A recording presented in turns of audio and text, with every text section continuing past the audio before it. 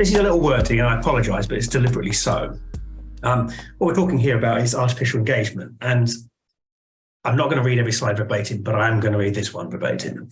The problem of bots engaging with websites for the purposes of fraud is growing rapidly. Bots look for ways to break into your website, to compromise your data, to pollute your analytics, steal your content, gather information that might be useful in future attacks. Bots engage with paid digital ads, PPC, paid social banner ads, which cost real money if you're spending it, or your client's money. Bots pollute your understanding of how your website works by looking at your analytics, what real human users are looking at and what they want from you.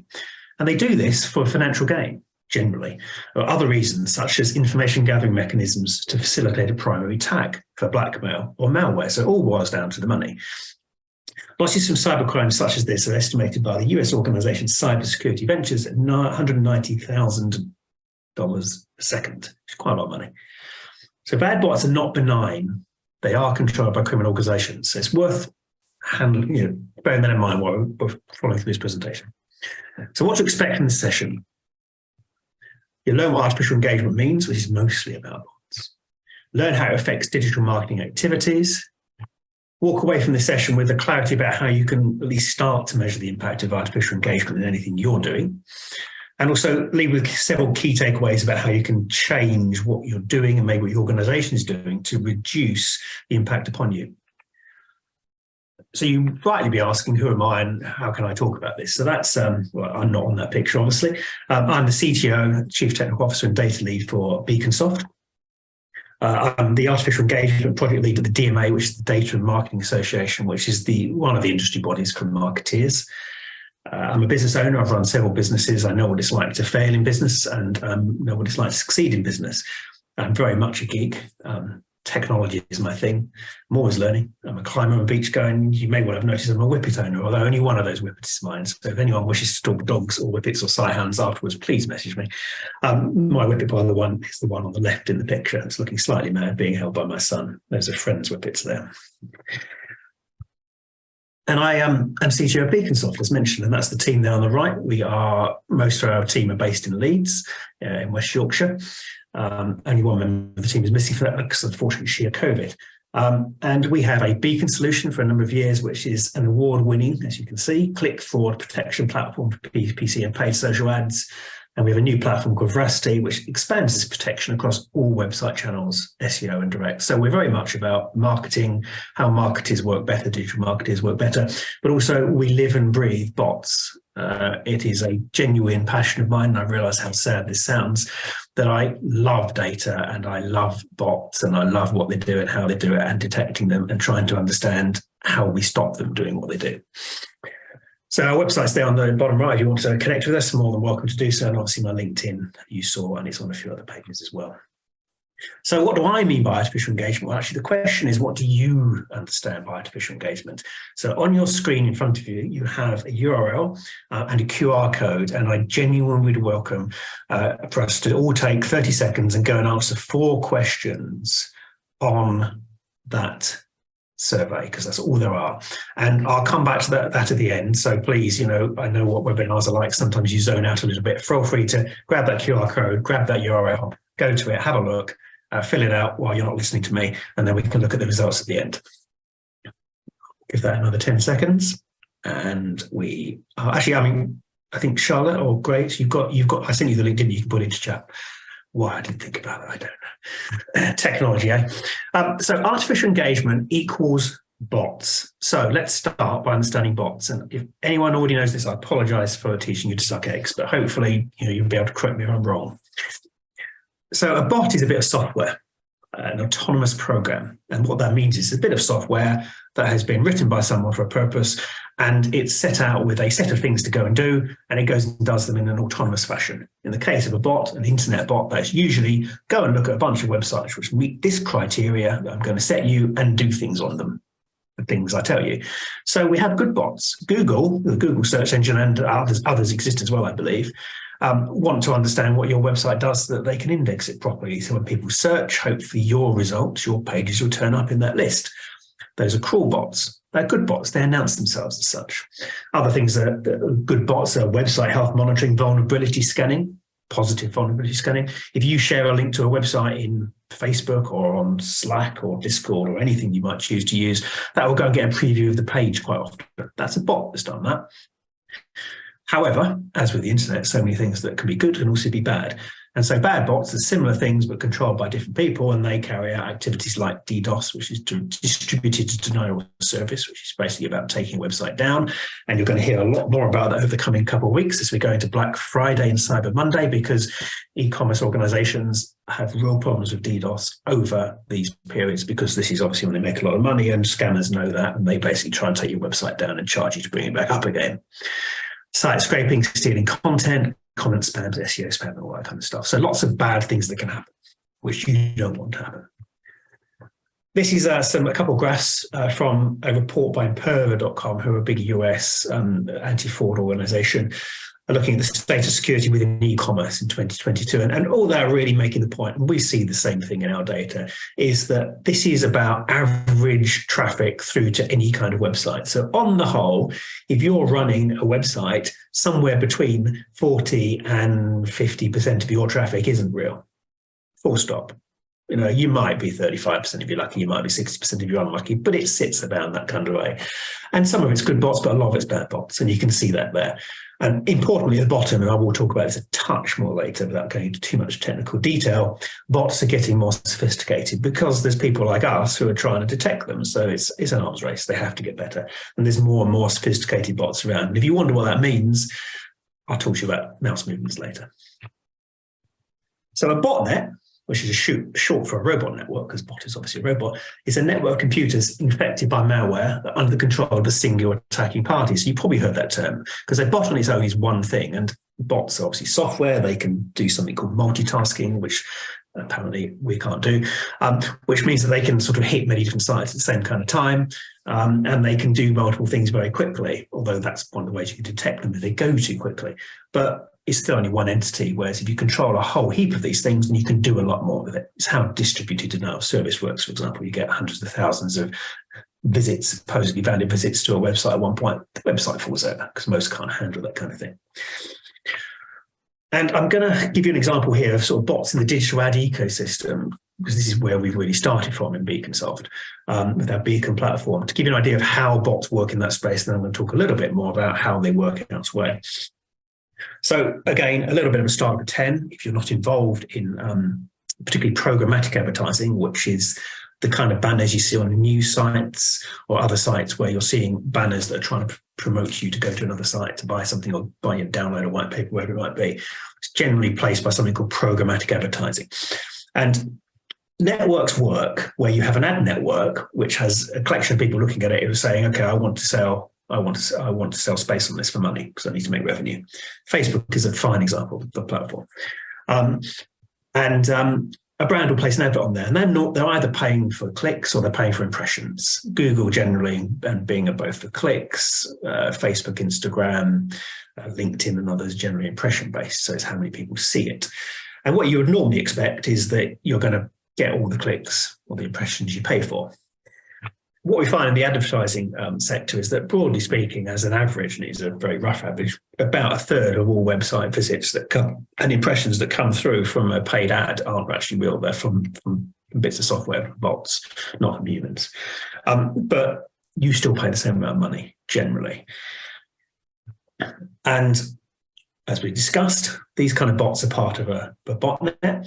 And these bots are engaged on these ad platforms, Facebook, and engaged with Google search and all other kinds of things because they want to appear human. They don't gain from it. The botnet owner doesn't make any money from their bots clicking on adverts. But what happens is, because bots are looking human, then they get treated as credible human beings. And online, we are our digital footprint. And I know that you may well be aware of things like the changes to third-party cookies, and changes around GDPR and data protection and what kind of information people can gather about you online. But all that's happening is big networks are trying to gather data in a different kind of way. So, for example, you may well be aware of Google Analytics is moving to version 4, which is a really big deal from their point of view. But all they're doing is they're going data on the server side rather than the client side in the browser. So they're actually learning more about you as you navigate around websites that got GA4 in there. And it's all about Google understanding how users behave. So the point is that bots need to look human. Otherwise, they stand out, they get shut down, and off they go. So why are they clicking on these adverts? Well, the reason they're clicking the adverts is because the owner of this botnet has suddenly got hundreds of thousands or millions of entities, bots, that look like they're real. So they can be used. If you're real, you have value, you have a purpose, your time can be sold. And this is a direct example where an organization, a criminal organization called MethBot, which may explain the slide in two times, is set up a whole bunch of fake itinerary, fake websites that looked genuine, had real content on it, looked like they had hundreds of thousands of users visiting them, active, interested users. So they'd have websites around premium car purchase. And it was all about, we're looking for people who have intent to purchase. And obviously these weren't people, these were bots. And then you can sell programmatic advertising on them. And that was exactly what was happening. There were hundreds of thousands of websites. There were hundreds of thousands of genuine adverts, video adverts and banner adverts and whatnot, running on these websites being served to bots. So programmatic is a whole, software industry. So software was choosing what adverts got shown to other bits of software. It was brilliant, but not so brilliant if you're paying for it all. And if you look on the top right there, this bot operation was called MethBot. It was broken apart a few years ago. People have gone to prison for it in the US. It's mostly run out of Russia, perhaps not surprisingly. And the estimated losses per day, so this is the revenue the owners of this botnet were making, in the order of $3 million. And it ran for about 18 months before it was shut down. So I don't need to do the maths. You can see why bot owners take the time and energy to make these bots more human, because it's worth a lot of money. And if you don't feel like that right now, if you didn't already know that, then you should feel like that right now, because this is utterly shocking. And this is something that just happens without people being aware of it. It is, we've done some work with the police. We at Beaconssoft done some work with the police in terms of the UK Police Memorial, which is a memorial to officers killed in the line of duty. So I know a few police officers, and a guy I know, Police Scotland, who's a sergeant there, says that online digital fraud is the biggest issue they have in Scotland right now. I mean, it's not the people on the streets fighting, it's not murders, it's this. This is where they make all their cash. They then fund it into horrible things. So that's digital advertising, which we know really well. So how does it affect other digital activities, things you might be interested in? I'm not going to read this out. You'll get the slides afterwards. Price scraping. That's very much e-commerce, finding out what prices people are charging for things and underpricing it. Also, inventory manipulation. If you fill baskets full of someone's product and it's connected to an online inventory system, they can't sell any more of that, and it sits there for a period of time. Content scraping happens a lot. Account takeover, that's a really big issue in fintech and other places, banks, online banking, anywhere really we've got an account. There's value in owning that account, and so bots do their best to take it over. Account creation, very similar, but they're creating their own accounts. Gift card balance checking is a very specific example of that. Credit card fraud, which comes from things like account takeover. Denial of service, DDoS, other things. If your website's down, you can't make money out of it. Denial of inventory, I talked about already, and scalping. And that obviously is tickets particularly. I mean, I think there's a whole thing right now around Taylor Swift's tour that's just been announced in the US where people can't get tickets, and that's because bots are on there busy trying to get tickets so that they can sell them through second-party ticket organizations for 10 times the value, 100 times the value. It's a real thing. All right. So some more stats, and I'm going to show you a little video I made to show you how easy all this is. The World Federation of Advertisers is a global organisation. It's the only global organisation, they say, representing the common interests of marketeers. And it's roughly 90% of global marketing communication spend is represented through them. So they know what they're talking about. And they're talking about click fraud, digital ads, 50 billion a year. And you can see the other stats there. I mean, it's just mental. And if you were measured as a country, crime is predicted, well, actually, it was predicted to inflict damages totaling $6 trillion globally this year. That would make it the world's third largest economy after the US and China. So big deal. All right then. So this is hard to do, right? Okay. You know the answer to that question already, because I wouldn't ask it otherwise. It isn't hard to do. You've got to have the desire to do it, I suppose. So I'm going to show you in 25 seconds in a little video I made how easy it is to do at least one element of this. So here we go. So hopefully you can all see this. This is a video I made. This is going to go to, when I remember to click play, this is going to go to Google. and I am searching for the term, no, I don't want Chrome, Google PPC bot, and bring up the results. There's a few bunch of adverts there, a few promoted videos, and there is Google AdWords bot, scrape with bots. And as you can see there, as it says, this bot clicks on your competitors' Google ads. And there's a description. So that's something like 25 seconds I suggested. So I'll just switch through to the next slide, which shows you the feature set for this bit of software, which is sitting on Google within easy search reach. So Google AdWords bot clicks on your competitors' Google ads. If you know someone has been attacking your ads, you should return the favor by purchasing this tool. You can bet Google gets paid for these ads no matter where the click comes from. And further down the line, just this third bottom, this main features, auto-solve Google Capture using 2capture.com. Don't be fooled by captures. The only thing with captures is that they actually do is annoy people. They don't actually stop bots that are properly written because it's really easy to bypass these things. Mostly, not all of them, but most of them. So, position 3 on Google is a bit of software that lets you bypass Google ads and cost your competitors money, because why not? Here's another example. This is slightly older, but this is an Instagram influencer account setup, bit of software. So you can create an Instagram account and you run this software and you can see there's kind of functionalities there. But what it does is it creates a whole bunch of accounts that then go and like all your stuff and share it and whatever else you do. And suddenly you've got hundreds and hundreds of thousands of followers and you look like an influencer. Now, some of those will be real, but lots of them aren't. And the core of it wasn't. And this, I can't remember what site this came from. This is some black website. And 1.3K top left, people have liked this one. So there's a lot of people who've done this. So be aware when you're looking at influencers and how you use them, are they genuine? I sort of like this because the biggest joke of mankind is computers start asking humans to prove they aren't a robot. That's really where we find ourselves. And the internet was created as a sort of this open space. It's created, originally out of ARPANET, which is a military thing in the US. But when it went to the universities, it was that whole collaborative, collegiate approach where it's like everyone trusts everyone else, but that doesn't necessarily work. And so that's built into the core of the internet, which is why these things happen. Artificial engagement means less effective campaigns. And this is a slide from A Scanner Darkly, which is one of my favorite films, Philip K. Dick, and that's Keanu Reeves computerized, renderized. But the whole point is about not being able to see things clearly because there's stuff in the way. And that is what bots do to us. That is what they do to us in everything we do as marketeers. We can't see what's really happening. So I probably waffled on a little bit like I like to, but the thing is, hopefully you've got a good feel for what it feels like, what the scope of this is. And actually it does feel in a way kind of like, what can I do about this? What can I possibly do about this? This is such a big thing, and it is a big thing. But there are some things you can do to at least measure the impact and maybe start mitigating against some of it yourself. And so I'm going to go through like a few of those. But just first of all, I want you to understand this is complicated. So we're looking at, on the left-hand side, a little bit of JSON, which is showing some very basic data about one of the visits we track of one of our websites. I've obviously blocked out the host. It's not really xxx.com. And you actually see down the bottom on the left, it says Google bot. So this is how good bots announce themselves. This is actually a Google bot. Scrape happening.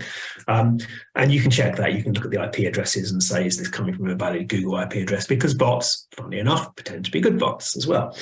But on the right-hand side, this is sort of a variation, sophistication of bots. And I find this interesting. If you don't, I apologize, but there you go.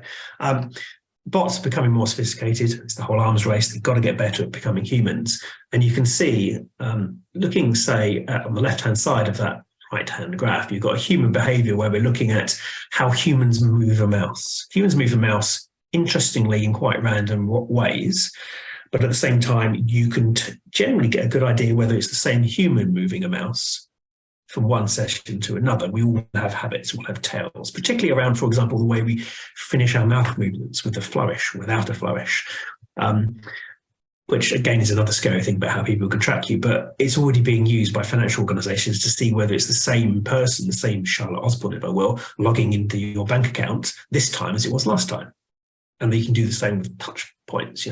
I'm clumsy with phones. I'm always touching the edge of my bloody screen. Every time my wife hands me my phone, I always touch it and it goes away from what she was showing me. Some people are like that. Some people aren't like that. So you get very good indications about, is it the same person? Is it a person? So level 1 bots didn't fake mouse movement at all. Actually, level 0 bots didn't bother faking mouse movement. Well, they need to. They just go, oh, well, there's that link. I'm going to click on it. So there's no mouse movement. So you can say, oh, well, that's not human. It's not possible to get from there to there without moving your mouse or touching it. So level 1 bots faked it, but they did so in straight X1, Y1 to X2, Y2 straight lines. Can't do that as a human. You know, you're moving a mouse on a mouse pad or you're sitting on a train touching your screen. It just doesn't work. So more sophisticated bots add in jiggling and fakeness and random mouse movements just to look more human. So there is complexity, but there are, I promise you, some things you can do which can make quite a difference straight away. So I'm getting towards the end of this now, so it's probably a bit you ought to come back in and pay attention. 3 things you can look at right away. And you can look at this in your data. You can look at this in your server-side data. You can look at your GA data. You can look at whatever you want. IP addresses. Start doing some geo lookup. And look out particularly for things like unknown geographies. Because IP addresses generally, there's not many good reasons why an IP address, which is, sorry, apologies, IP address is a string of numbers separated by dots, sometimes as characters, is IPv6, which identify who you are, what machine you are on the internet. If you're with an ISP, you're at home or whatever you've got, it might be the ISP's identity. But the point is, it will give a geography, it'll give where you are. And generally, so for me, I think I'm sitting here at home, I think I come in as somewhere like Nottingham because it's where my ISP takes my connection to the internet. But it's the UK and it's legit. But sometimes you get a lot of IP addresses that have unknown geographies attached, and that's because they're faked IP addresses or there's just something not right about them. But also you can look at that and go, well, hang on a second, I'm expecting all my traffic to come from GB, so why am I getting so much through from, I don't know, Singapore or Taiwan or Canada? And you can look at that and go, well, actually, it's a level of suspicion about that traffic. And so I put a link down there at the bottom to where you can look up some of their stuff. And that is a service we use. They have an API as well, if you've got developers who can build against it. Look at browser signatures, look at the validity of browser signatures. And again, there's a link down there to the browser use your agent information, explaining how you can look at a browser and go, well, I think this is real or this isn't real. And look at referral source. That's particularly relevant if you're paying for traffic in some form or another, but it's always relevant. If you, case in point, we were working with an agency here in Leeds, and one of their clients had a whole heap of traffic that looked amazing on the surface of it because it's really high numbers, but wasn't doing anything. And when we looked at it, it was just being bought in from 2 or 3 different websites, which weren't legit. So for some reason, they were just getting loads of traffic through from here. So just taking the time and energy to, these do take time and energy, but doing them gives you good indications to what maybe could be going on with your traffic. And you can then make decisions about it. This is what you can do with this knowledge. If something looks invalid, you can filter it out in GA. If you don't like the look of something, you don't like the look of a source or a referral or whatever, just take it out, just ignore it, just pretend it wasn't there. You're not stopping you being on your website. It's costing you money by being on your website. You can't really do anything about ads, unfortunately, this way, but at least you can not include it in your decision-making process around analytics. You can put IP and browser exclusion to HTTP access files on the server, which does stop traffic landing on a website if you don't want it to come from certain sources. And you can disregard marketing signals and the traffic you're suspicious about. So they're very basic. They're things you can do. Truthfully, you can't really do much more than these basic things without working with an organization who has the technology to let you do that. But nonetheless, it's potentially very valuable. And this is from a client of Beacons. Looking at conversion cost, conversion rate, and looking at ad traffic coming in. And you can see on the left-hand side, the conversion cost was increasing, conversion ratio on the right-hand side was dropping. And there's a whole heap of reasons why this was the case. But the moment you start applying bot audience exclusions to Google Ads, to digital ads, I think this actually was Facebook, conversion cost starts going down, conversion rate starts going up because you're taking less bots. So there's really good reasons to do this, not just for advertising spend, but generally for a website.